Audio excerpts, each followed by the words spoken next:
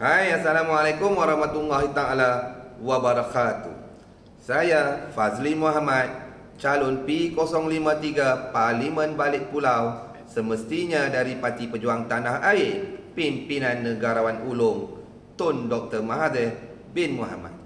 4 perjuangan saya bagi warga Balik Pulau. Yang pertama, memperjuangkan rumah mampu milik bagi anak tempatan, anak muda dan warga Balik Pulau, beserta kewujudan satu skim pembiayaan yang berasingan daripada sistem kewangan perbankan yang ada kini. Kenapa?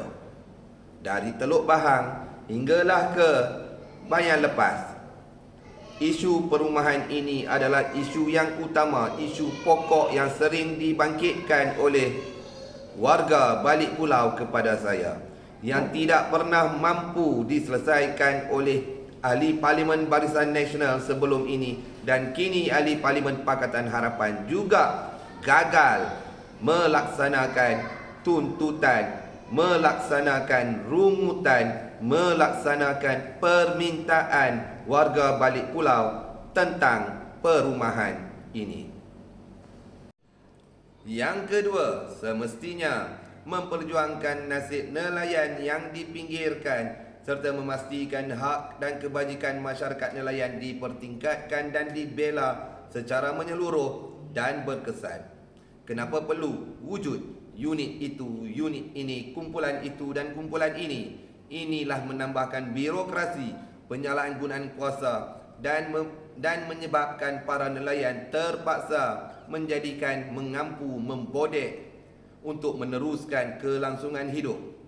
Perlukah perkara itu dilakukan ke atas para nelayan? Saya akan memastikan, seperti mana kegagalan pemimpin dan juga Ahli Parlimen Barisan Nasional sebelum ini dan hinggalah kini, Ahli Parlimen daripada Pakatan Harapan juga gagal membantu memulihkan keadaan birokrasi, dan mereka juga terbabit di dalam penyalahgunaan kuasa dan terus menghimpit dan menekan para nelayan di Balik Pulau. Yang ketiga, di dalam perjuangan saya untuk warga Balik Pulau adalah memperjuangkan pemeliharaan alam sekitar dengan menentang secara efektif akan niat kerajaan negeri pimpinan DAP untuk meneruskan cadangan pengadaan 3 pulau tambakan. Ya, saya tidak menentang sebarang projek pembangunan, namun ia perlu diberi kajian dan tumpuan secara khusus kerana kesannya bukanlah jangka pendek namun jangka panjang, dan harus diingat majoriti daripada Teluk Bahang hinggalah ke Bayan Lepas para nelayan yang menguasai di situ. Bantuan bot ataupun nilai RM80,000 kepada para nelayan yang bersetuju bukanlah jalan penyelesaian, kerana 3 pulau tambakan tersebut bukannya mengambil masa 1 minggu untuk dibina, 1 bulan, 1 tahun ataupun 2 tahun. Yang paling penting, ekosistem, habitat ikan dan udang di kawasan tersebut akan mengambil masa, akan musnah, dan hendaklah mengambil masa yang panjang untuk kembali dipulihkan.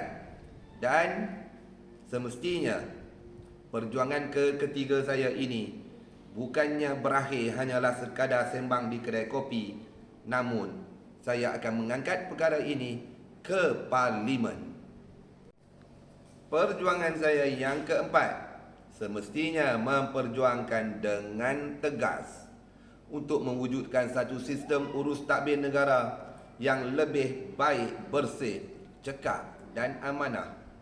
Semua sedia maklum, birokrasi, salah guna kuasa, dan semestinya yang paling pokok dan tunjangnya adalah rasuah. Barisan Nasional, Pakatan Harapan, 2 parti gergasi hanyalah bercakap tentang retorik membasmi rasuah, namun mereka masih lagi terpalit, masih lagi mempunyai pelbagai kluster mahkamah di dalam Barisan Nasional, terutamanya pengurusi Barisan Nasional Zahid Hamidi. Begitu juga dengan Pakatan Harapan. Siapa yang tak kenal Lim Guan Eng? kluster mahkamah. Begitu juga dengan pendatang baru di dalam kumpulan Pakatan Harapan, Sheikh Sadiq juga adalah salah seorang kluster mahkamah.